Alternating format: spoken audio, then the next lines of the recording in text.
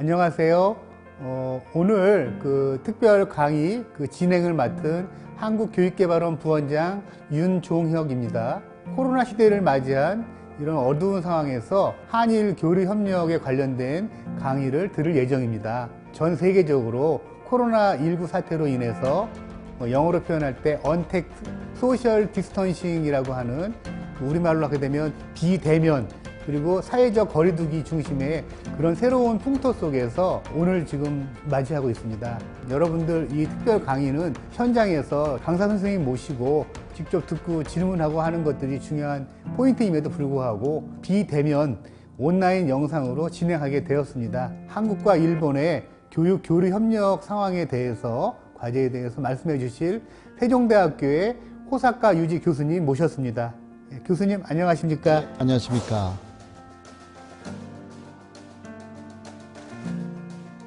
오늘 사실 저희가 교수님 모시고서 이렇게 듣고 싶은 것은 이제 한국과 일본 사이의 교육 교류와 관련해서 여러 방청객 그리고 학생 선생님들에게 많은 정보를 좀 드리려고 하는 거거든요.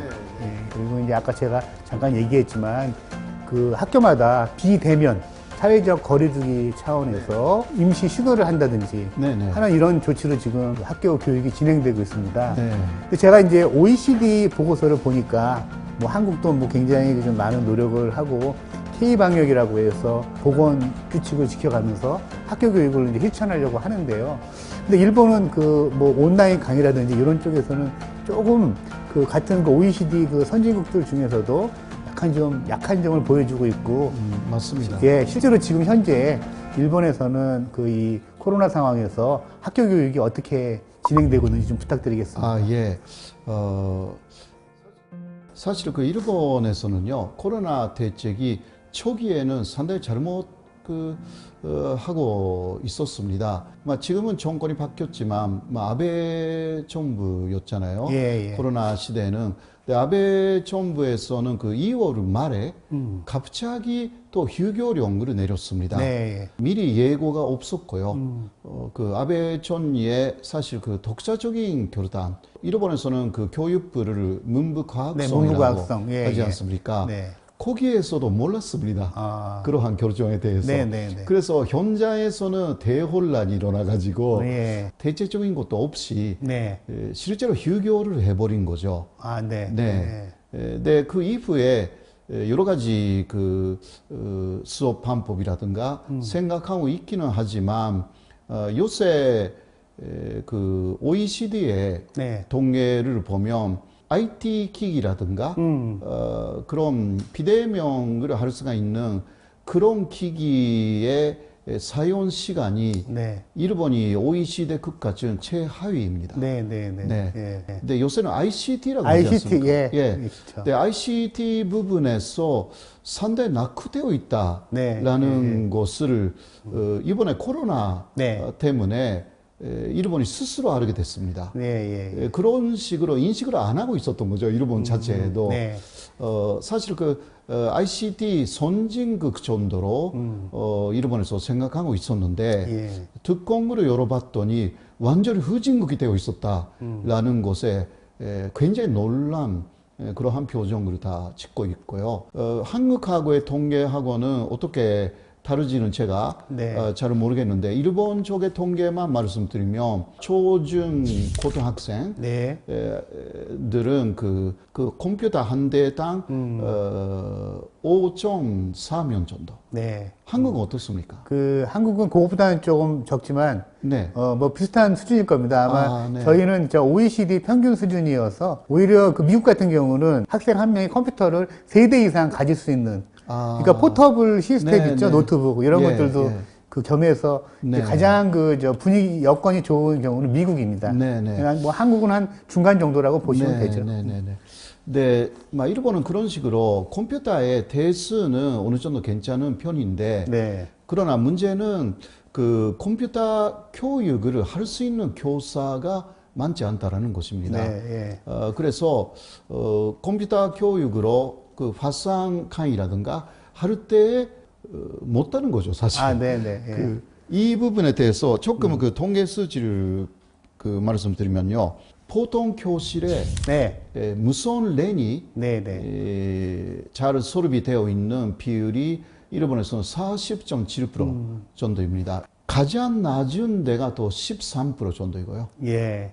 그러니까 일본은 42개 정도의 네. 한국에서 말하면 도로 나눠져 네. 있습니다. 예, 예. 한국에서는 그 현이 많다 네. 그렇게 알려져 있는데 예. 각 현에서는 그 굉장히 차이가 있습니다. 네. 예, 한국은 아마도 많이 편준화 되어 간다고 생각하는데 가장 그 무선 랜이 안 되는 데가 13% 정도. 네. 최고도 그 73% 정도. 아, 이거든요. 최고로 저기 잘 돼 있는데도 예, 예. 73%요. 네네네네. 일본에서 괜찮은 부분은 교사들이 통합적인 그 학교 사무가 있지 않습니까? 예, 예. 그 학교적인 사무를 통합적으로 하는 시스템은 네. 상당히 디지털화가 되어 있습니다. 아, 예, 예. 네네네. 예, 예. 그래도 비율로 따지면 58% 정도입니다. 아, 그렇게 다 해도 58%. 예, 예. 그것도 높은 편이 네, 아니죠. 예, 예, 네. 예. 그 수업에 ICT를 활용할 수 있는 교사 예, 예.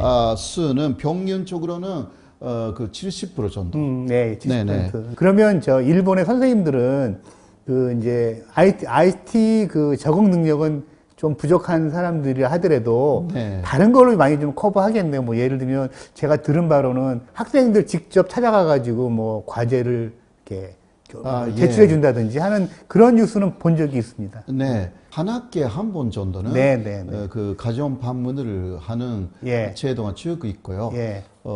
여기에 또 일본인 학교라고 한국에도 있지 않습니까? 예, 예, 예. 일본인 학교의 선생님들도 여기에 네. 있는 그 일본인의 그 학생들에게는 역시 1학기에 한 번 정도 가정 방문을 네. 하고 있다고 들었습니다. 예, 예, 예. 그런 방문 이런 기회를 좀 많이 가져서 그거를 보완하는 것이 또 당분간은 대책일 수밖에 없겠네요. 네. 예. 네, 그것도 약간 그 잔방의 양론이 있어요. 네, 왜냐하면 네, 예. 잘 못 사는 집도 있지 않습니까? 아, 예, 맞습니다. 예, 그러니까 예. 집 사정을 별로 예. 알리고 싶지 않는 프라이버시 문제가 있기 그런 때문에. 부분에서 좀 네. 잔반 양론이 있는 게 사실입니다. 알겠습니다. 예. 네.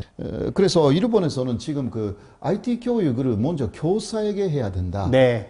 하여서 계속 그 IT 교육을 실시하고 있습니다. 그런데 지금까지 수강 비율이 그렇게 높지 않습니다. 네. 교사들이 47% 정도가 ICT 교육을 받았다. 이거 2019년에 네. 교육가이기 때문에 이것도 그 50% 이하. 네. 한국에서는 아마 굉장히 많이 ICT 교육을 선생님들 네. 이제 교사 연수할 때마다 네. 필수 과목으로 꼭 들어갑니다. 네. 예, 예. 그런 부분이 일본에서는 약간 그 전통적인 스타일을 또 고수하시는 분들이 꽤 있습니다. 예, 예. 그 일본은 좀 전통 문화라든가 전통적인 가치를 중요시하는 나라 중 하나라서 네. 오히려 이러한 그 코로나 사태에 예. 적응하기 어려운 부분들이 없지 않아 있는 것입니다. 네, 네. 지금 그 일본은 그 저기 이제 코로나 이후에 학생들이 학교에 등교를 해도 많이 좀 어려움이 있을 것 같은데요.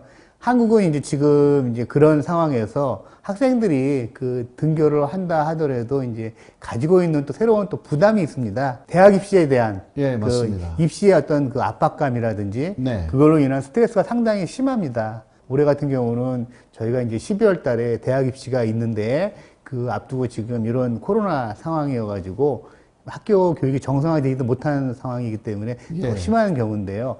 혹시 그 일본에서도 이런 식으로 그 뭐 이렇게 입시 관련 어떤 그런 스트레스라든지 뭐 이런 어떤 공부와 관련된 그런 그 압박감 이런 것들이 혹시 얼마나 되는지 좀 궁금합니다. 예. 일본에서는 좀 한국하고는 상당히 상황이 다르다고 할 수가 있습니다. 네. 왜냐하면 그 일본의 고등학교 학생들은 대학교 진학률이 53% 정도밖에 되지 않습니다. 아, 네네. 예. 예. 한국에서는 거의 80%, 90%. 실질적으로 100%라고 할 수 있는 정도로 고등학생들은 그 대학교에 진학하지 않습니까? 그렇기 때문에 그 입시라는 문제가 네. 굉장히 큰 문제라고 할 수가 있는 게 한국인데 일본의 경우는 대학교 진학률이 그렇게 높지가 않다라고 할 수가 있죠. 예, 그러니까 코로나로 인해서 그 입시 때문에 스트레스를 받는다라는 게 많이 없습니다. 예. 네. 근데 일본에서 있는 그 스트레스라는 것은 오히려 예를 들면 어떤 학생이 감염되었다. 네. 라든가 어떤 학생의 가족 중에서도 감염자가 나왔다라든가 이런데 그 이지메 문제입니다. 네네. 이지메라고 혹시 예. 이해가 우리말로 하면 뭐 이렇게 따돌림, 우리나라에서 따돌림이라고 그 그러죠. 괴롭힘 네, 이런 괴롭힘. 거. 예. 코로나 때문에 새로운 괴롭힘 문제가 생기는 이런 부분을 굉장히 막으려고 하는 그런 대책을 세우고 있습니다. 만약에 아까 말씀하신 괴롭힘이 있다면 어떤 것들이 주로 학교에서 벌어지고 있나요? 예를 들면 상당히 안좋은 사례로서는 그 위료 본사자들이 있지 않습니까? 예. 위료 본사자는 뭐 한국에서는 종용 받고 있잖아요. 그 코로나에 대해서 보건 유생을 네. 전념하는 분들. 그런데 일본에서는 물론 이것은 일부이지만 코로나에 대해서 위료 본사를 했다라고 하면 몰리하는 거죠. 그렇게 하여서 또 가족이 그러한 그 위료 본사라든가 위료진이다. 그러면 그 아이들에 대해서 괴롭힘이 들어가는 상당히 안 좋은 이거 전체는 아니지만 일부 그런 것이 발견되고 있습니다. 또 일본에서는 그 직접적인 그 폭력을 많이 휘두르지 않습니다. 그 괴롭힘이라고 해도 말로 혹은 SNS를 통해서 굉장히 그 괴롭히는 거죠. 그래서 문부科学省에서는 그 24시간 SOS 전화 그런 것을 설치해 가지고 언제든지 문제가 있으면 그리고 부모라든가 친구에게 말할 수 없는 것이 있으면 어린이가 혹은 뭐 중학생도 고등학생도 되고 그렇게 다이얼에 전화를 해달라 이런 것도 실시하고 있습니다. 그러니까 한국의 스트레스하고 일본의 학생들의 스트레스는 다르다. 그러니까 이제 한국에서는 얘기입니다. 대학 입시에 어떤 입시 부담에 따른 스트레스라 그러면 일본에서는 어떤 집단 내 학교면 학교 집단 내에서 학생 간의 어떤 이지메 문제, 괴롭힘을 어떻게 극복하느냐가 중요하다는 얘기인 거죠. 맞습니다. 그거에 대해서 좀 잠깐 말씀하신 의료 봉사진을 이렇게 뭐 대책이라든지 혹은 뭐 SOS 다이얼 뭐 이런 거 외에 혹시 뭐 학교 현장에서 뭐 할 수 있는 그런 대책은 혹시 없습니까? 문부科学省에서는요 가이드라인을 많이 제시하고 있습니다.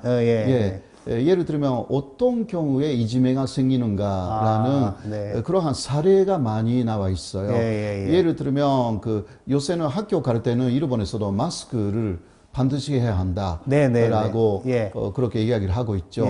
그런데 가끔 마스크를 안 하고 온 학생이 있는 거죠. 그런 학생을 또 괴롭히는 문제가 있습니다. 그러니까 그러한 사례를 하나하나 들으면서 이런 경우는 어쩔 수 없는 상황도 있기 때문에 그런 그 사람을 괴롭히는 것을 절대 하지 않도록 지도해야 된다. 그런 부분에 사례들을 아주 상세하게 만들어서 매뉴얼로 지침을 소개해 준다는 얘기죠. 그렇게 하고 있습니다. 기본적으로 코로나19에 대해서 이렇게 대처해야 된다라는 먼저 가이드라인이 있지 않습니까? 그것을 본의 아니게 어기는 학생들, 이 어기는 학생들은 또 괴롭힘의 대상이 되는 것입니다.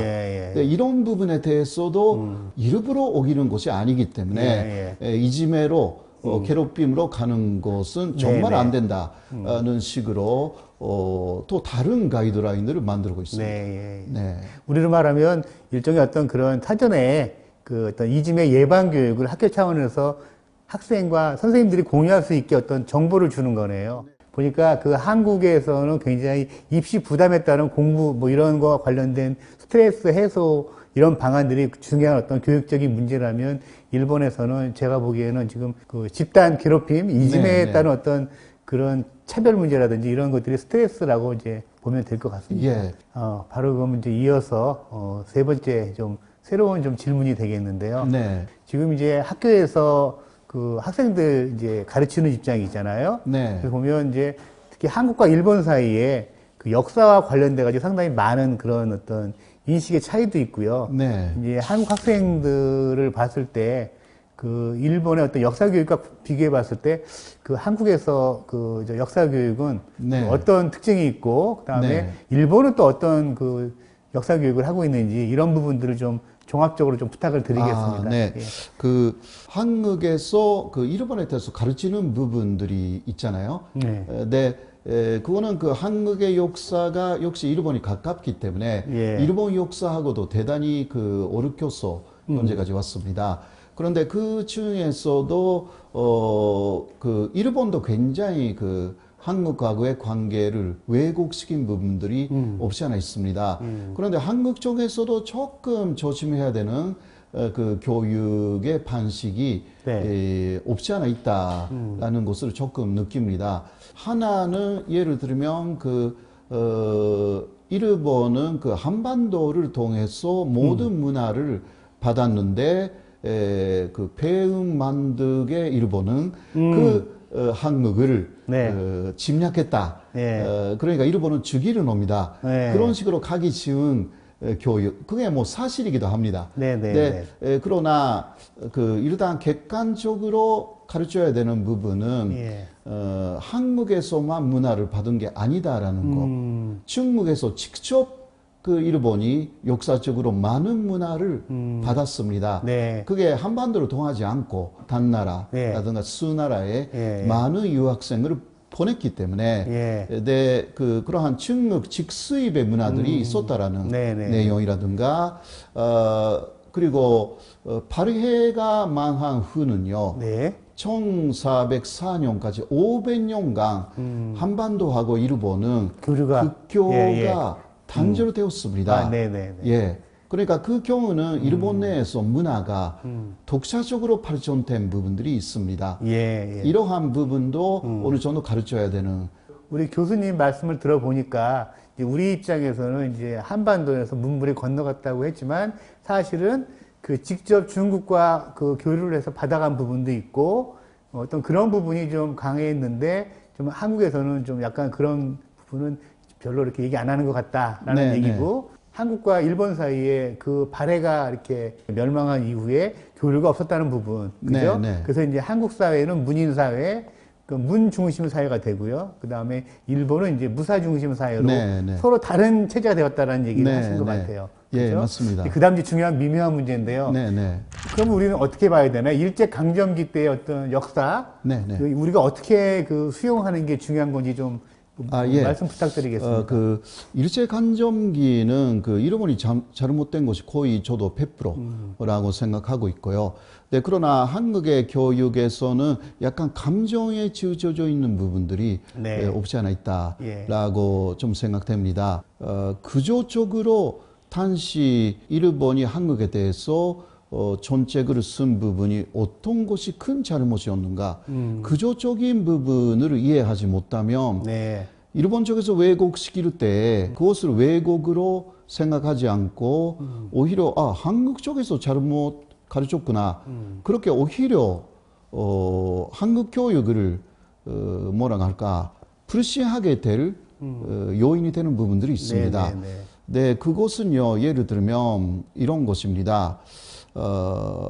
일본의 특히 의파의 논리를 따라가는 학자들도 있어요. 그런 분들이 이런 이야기를 합니다. 1912년에 일본에서 헌법을 받아들였다. 그 일본 헌법이 한국의 헌법이 돼가면서 한국이 근대화가 되었다. 이게 근대화의 시작이다. 이런 식으로 이야기를 하죠. 그리고 마치 그 일본법이 다 들어왔기 때문에 한국하고 일본의 법 체계가 똑같이 되었기 때문에 이게 변등한 사회가 되었다는 식으로 많이 착각하게 만드는 그러한 이야기를 하시는 분들도 있습니다.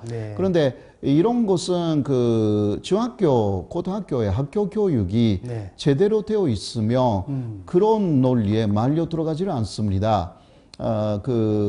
이런 거예요. 1912년에 일본 쪽에서 헌법이 들어온 것은 사실이지만 그러나 그 헌법 중에 헌벌이라는 게 있잖아요. 일본 헌법에 헌벌을 하고 한국에서 일본 것을 받아들였다고 해도 그 한국의 현벌을 비교할 때 한국의 현벌이 훨씬 높았다는 거.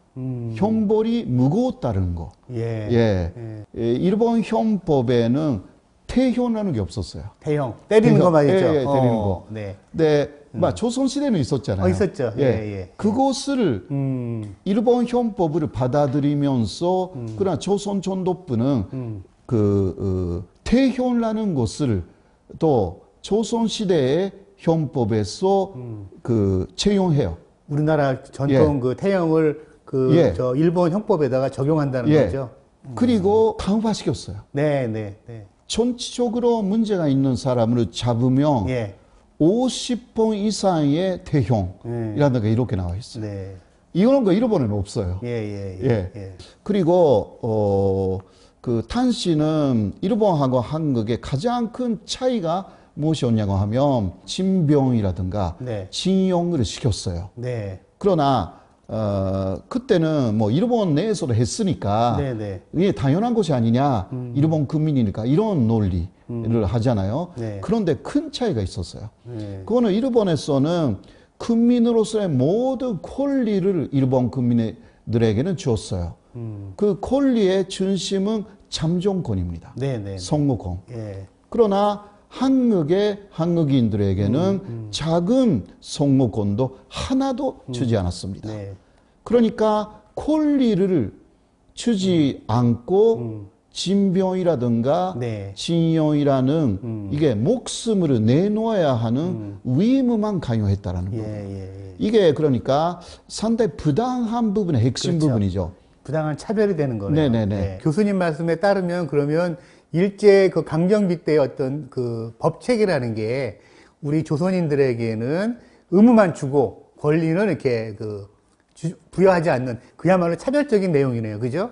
올바른 의미의 역사교육은 올바른 사실을 정확히 알고 특히 일제 강점기 때의 어떤 정확한 그 권리도 주지 않으면서 의무만 강요했던 그런 부분들, 이런 내용들을 정확하게 배우고 가르치는 거. 이게 이제 올바른 그 한일 관계의 어떤 올바른 역사 교육을 위한 그 어떤 첩경이 아닐까, 지름길이 아닐까 생각을 해봤습니다. 우리가 해야 될 올바른 의미의 역사 교육은 정말로 그 숨겨져 있던 진실, 그 완벽한 어떤 차별을 가져오게 했던 그런 진실을 찾아내는 그런 데서 시작하는 것이 아마 이제 올바른 역사 교육이 아닌가? 저는 그렇게 들었습니다. 말씀 참 재미있게 잘하셨습니다. 그러면 바로 이어서 네 번째, 한국과 일본 사이에 정치적으로 굉장히 많은 좀 갈등이 있는 것 같아요. 저희는 이제 교육 분야이니만큼 교육 분야에서 민간 단계라도 좀 한일 간에 좀 활발한 교류 협력을 하기 위한 그런 것이 필요한 시기라고 생각을 하는데요. 관련해서 코로나 위기와 함께 이렇게 극복하는 과정으로 교수님께서 생각하시는 한국과 일본 간의 어떤 그 교육 교류 협력 어떻게 시작하면 좋을지 좀 부탁드리겠습니다. 역시 뭐 코로나가 전식되면 그대로 그 대면으로 대면으로 원래대로 교류를 하면 되는데 코로나가 언제 전식될지도 사실 알 수가 없는 상황이 아닙니까? 그렇기 때문에 지금 그 양국의 관심사, 특히 교육 현장의 관심사는 사실 코로나 대책이죠. 일본에서도 그렇고 한국에서도 학교 현장에서 코로나 대책을 어떻게 하고 있는지 이것을 서로 교류해서 나누는 코로나 현장 경험 공유라든지요. 이것은요 굉장히 서로 공감할 수 있는 그러한 내용이라고 생각합니다. 물론 그 대면으로 하기가 좀 어렵기 때문에 요새는 그런 문제를 비롯하여서 비대면, 그러니까 화상회의를 통해서라든가 학생들도 서로 화상으로 뭐 대형 스크린을 사용하면서 일본하고 한국이 교류하는 그러한 비대면의 교류 방식을 확립해 나가는 것이 당분간은 중요하지 않을까. 거기에 통역도 수반하면서 그러면 그 문제가 없기 때문에 그것을 정기적으로 하면 어떨까. 그러니까 뭐 석 달에 한 번이라든가 네. 또 문화적인 부분도요. 뭐 한류라든가 케이팝은 일본에서 지금 상당한 인기입니다. 예. 한국 학생들도 역시 일본 문화에 궁금증이 많지 않습니까? 이러한 문화적인 교류도 화상으로 통해서 네. 좀 재밌게 할 수 있는 것이 아닌가. 문화적인 노래라든가 춤이라든가 일본에 내보낼 수도 있고 예. 일본에서도 그런 식으로 무대의 문화적인 것을 이쪽에 보낼 수도 있고요. 예. 어쩔 수 없이 현재는 그런 화상으로 통한 그러나 깊이 있고 또 재미있는 그러한 교류를 한일 간에서 만들어 나가면 오히려 대면에서 하지 못했던 부분들을 많이 할 수 있는 것이 아닌가. 예. 대면에서는 뭐 식사해야 되고 뭐 이동해야 되고 예. 그런 게 있잖아요. 네네. 그러나 비대면이면 그런 거 다 생략하여서 네. 오히려 본질적인 교류를 또 많이 할 수 있는 장점도 있다고 저는 생각합니다. 어떻게 생각하십니까? 네, 저는 뭐 지금 어떤 이런 코로나 상황에서는 굉장히 좀 중요한 서로 어떤 양국 간에 좀 정리된 마음으로 허심탄회하게 이렇게 하고자 하는 어떤 분야들의 문화라든지 역사라든지 혹은 뭐 교육이라든지 이런 부분들을 일단은 교류하는 게 서로 만나는 게 중요하다고 생각합니다. 그래서 비록 어떤 화상으로 비대면으로 만나는 거지만 사람 사이의 교류는 먼저 이렇게 그런 시작하는 게 중요한 거 아닌가 하는 교수님 말씀에 공감합니다.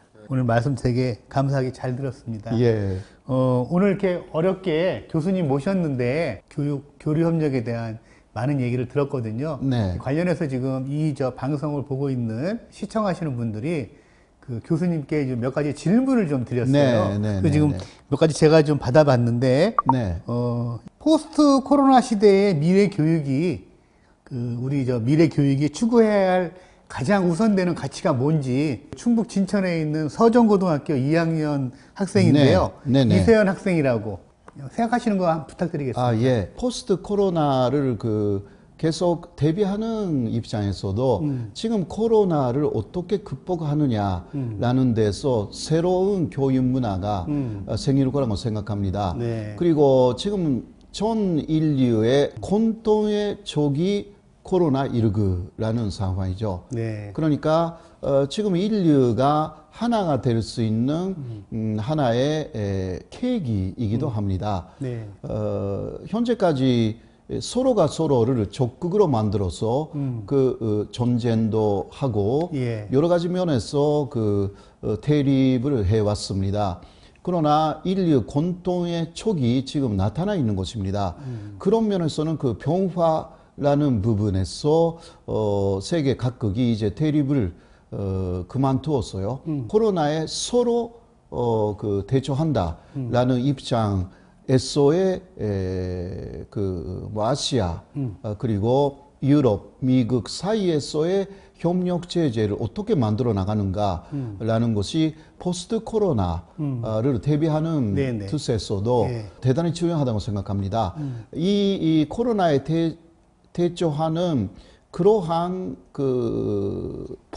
인류적인 하나의 시스템을 만들어 나간다면 그 이후의 시대에서도 평화 세계라는 곳에 연결되는 부분이기 때문에 지금 대립하고 있는 한일 관계에서도 대코로나라는 데서 연대할 수 있는 부분들이 많고 지도자들이 마음을 바꿔나가면 충분히 할 수 있는 것이 아닐까 그렇게 생각합니다. 예. 지금 마침 또 교수님께서 정리하신 대로 포스트 코로나 시대의 어떤 모든 인류가 같이 가지는 평화적 공영과 같이 이렇게 협력하는 그런 게 중요하다고 하셨는데 비슷하게 또 질문 하나가 그런 게 나왔는데요.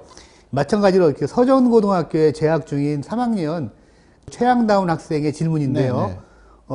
한국은 남북의 평화 공존을 중심으로 중국, 미국, 러시아, 일본 등 한반도를 둘러싼 육자가 모두 평화적으로 공존하는 체제를 꿈꾸고 있는데 일본은 그런 어떤 단순한 평화가 아니라 일본이 아시아의 중심이 되는 평화를 이렇게 원한다는 거죠. 그렇게 지금 하셨는데 동북아 평화를 위해서 한국과 일본의 평화 교육 뭐 이런 것들은 어떻게 이루어지면 좋을지, 그리고 그 앞으로 그 한국과 일본의 평화 교육이 나아갈 방향은 어떤 것인지 이런 것도 좀 말씀 마지막으로 부탁드리겠습니다. 그 한국에서는 오히려 평화 교육이 상당히 잘 되고 있다고 저는 생각합니다.